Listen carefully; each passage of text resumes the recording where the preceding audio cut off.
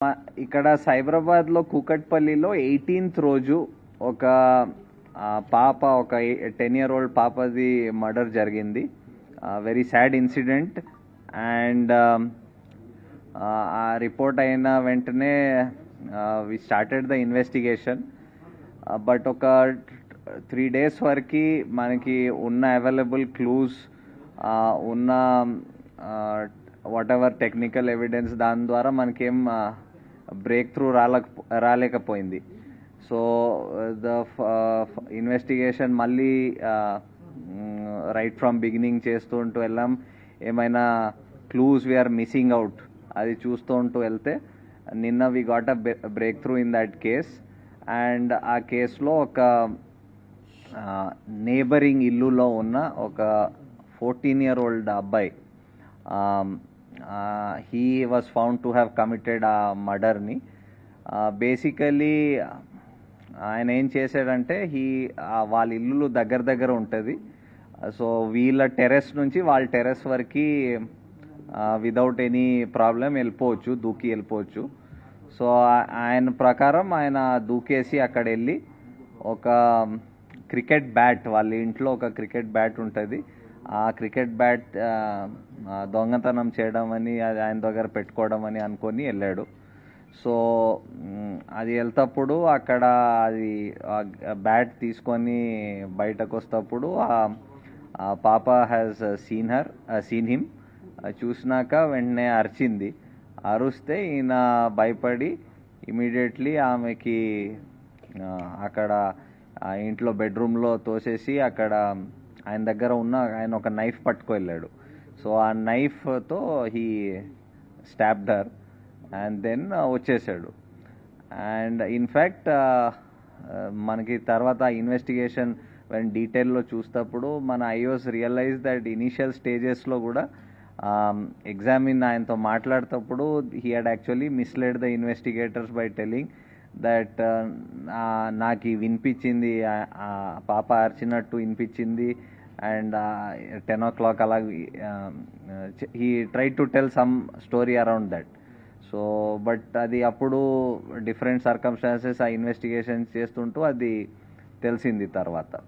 So basically ఆ case మొత్తం detect అయింది, ద మర్డర్ వెపన్ కూడా రికవర్ అయింది. దాంతోపాటు కొన్ని అదర్ ఎవిడెన్స్, అదనపు ఎవిడెన్స్ కూడా మనకి దొరికింది. సో దాని బేసిస్ మీద మేము ఇప్పుడు కేసుకి ముందుకు తీసుకొని ఫైనలైజ్ చేసేస్తాం. దీని గురించి ఎవరికైనా ఏమైనా క్వశ్చన్స్ ఉంటే విల్ టెల్. ఇంకొక కేసు మన ఖజానా జ్యువెల్ అతనికి బేసిక్గా ఈ ఓటీటీల్లో యూట్యూబ్లో ఈ క్రైమ్ థ్రిల్లర్స్, సస్పెన్స్ మిస్టరీలు చూసే అలవాటు బాగా ఎక్కువగా, దాదాపుగా ఒక 5-6 సంవత్సరాల నుంచి అదే పనిలో ఉన్నాడు. స్కూల్ కూడా ఎక్కువ వెళ్ళేవాడు కాదు. ఎప్పుడు ఏదో ఒక తన ఆలోచనలో తనుండి ఇలా ఊహించుకుంటూ ఉండేవాడు. అతనికి స్కూలు ఎగ్గొట్టే అలవాటు ఉండేది. స్కూల్కి వెళ్లకుండా క్రికెట్ ఆడుకోవడం, ఈ ఓటీటీ చూడడం, యూట్యూబ్ చూడడం, ఈ మిస్టరీస్ చూడడం అలవాటు ఉండేది అతనికి. అతను ఎవరైనా చూస్తే వాళ్ళని బెదిరించి రావడం, తర్వాత దాడి చేయటం, ఈ 2 ఉద్దేశాలతో కత్తి తీసుకుపోయినాడు.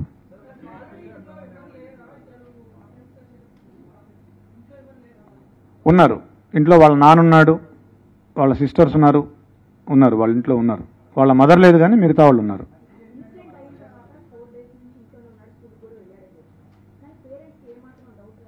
ఎస్, పేరెంట్స్ వాళ్ళ మదరు నిన్న మనం వాళ్ళ మదర్తో మాట్లాడినప్పుడు అనింది, ఫస్ట్ రోజే పోలీసులు ఈ హడావిడి అంతా చేసి నేను అడిగాను మా అబ్బాయిని, ఏరా నువ్వేమైనా చేసావా అని అడిగాను, ఒప్పుకోలేదు. 2వ రోజు కూడా అడిగితే ఏమ్మా నువ్వే నన్ను పట్టించేటట్టున్నావే అని అన్నాడు, నీ మీద ఒట్టు అన్నాడు అని చెప్పింది వాళ్ళ మదర్.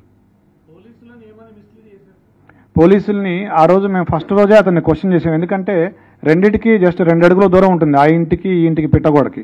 మేము క్వశ్చన్ చేసాం ఆ ఇంట్లో ఉన్న వాళ్ళని. 3rd, 4th floor, వీళ్ళు 4th floorలో ఉంటారు, 3rd floor నుంచి వెళ్ళొచ్చు. పోలీసులకి మాకేం చెప్పారంటే ఆ రోజు నాకు 10:15 ఆ టయానికి డాడీ డాడీ అని గట్టిగా అరుపులు వినిపించాయి అని చెప్పాడు.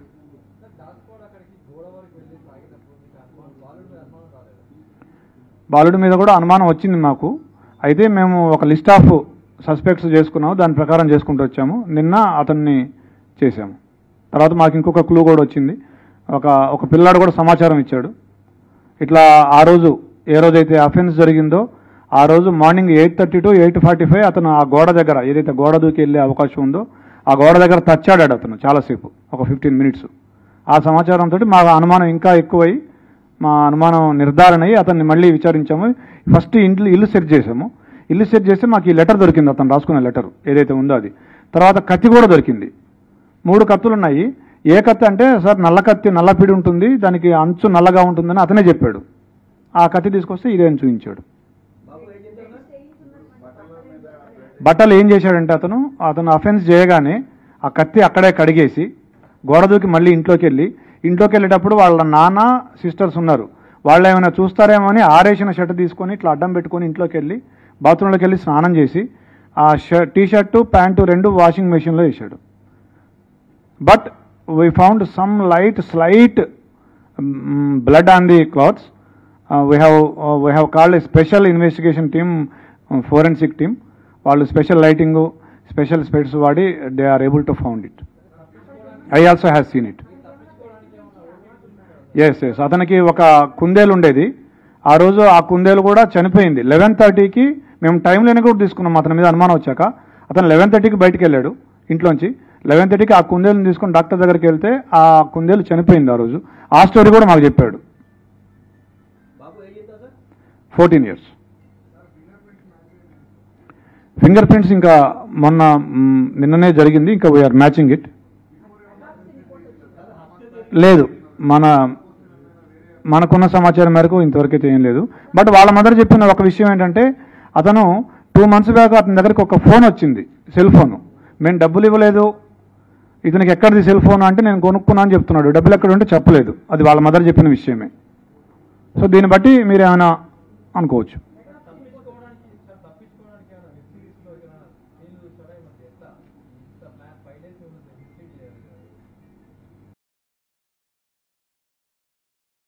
ఫైవ్ డేస్ మిస్లీడ్ చేయడం అంటే ఫస్ట్ డే మిస్లీడ్ చేశాడు.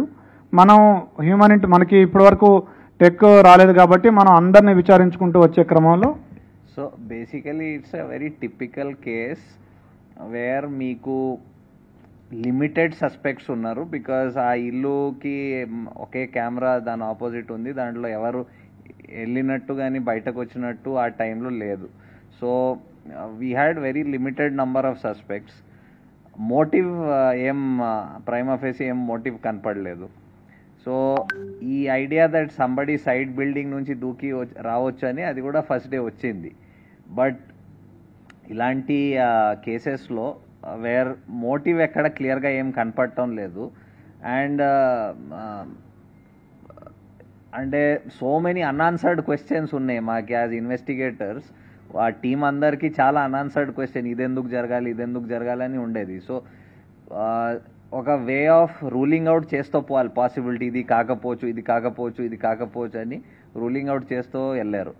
And this is a typical case wear technical evidence, ఇప్పుడు నౌ డేస్ మీరందరూ చెప్తూ ఉంటారు దట్ ఇప్పుడు టెక్నికల్ ఎవిడెన్స్ లేకపోతే పోలీస్ ఏం చేయలేదు.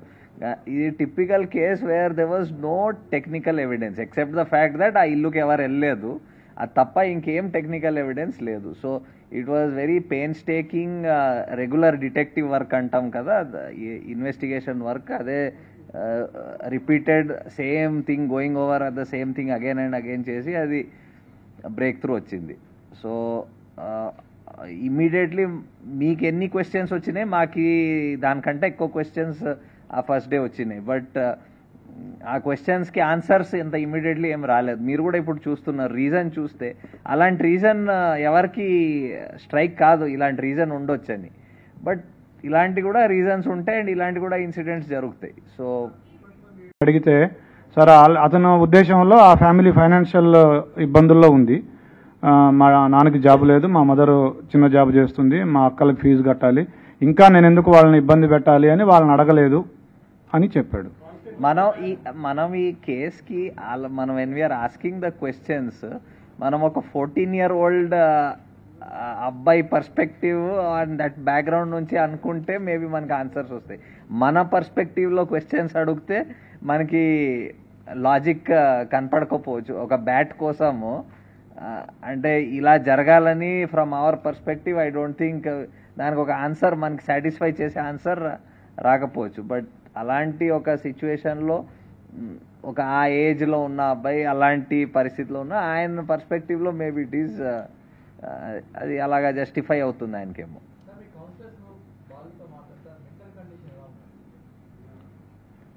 ఇంకా I think we'll do that slowly. ఇప్పుడు నిన్న just we got the breakthrough, we'll put up ఈ court related matters will take up, then definitely professional help whatever ఆయన thought process అవన్నీ అర్థం చేసుకోవడానికి will take. Because is a juvenile, he will go to a juvenile.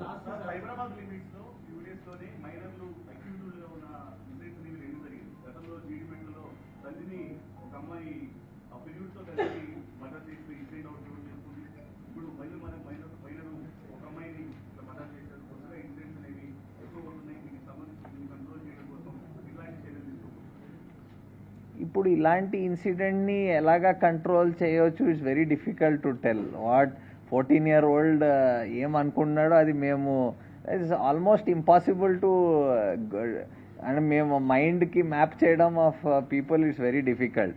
Unless crime usually control ఎలాగవుతుంది when previous occurrence or history అలాగుంటే control అవుతుంది. కానీ when a individual decide something in his mind, ఇలాంటికి there is no way of anybody, అంటే ఇది మేమే ముందు ఆలోచించి దానికి ఆపడానికి అసలు మీరు చెప్పాలి ఏమైనా ఉంటే.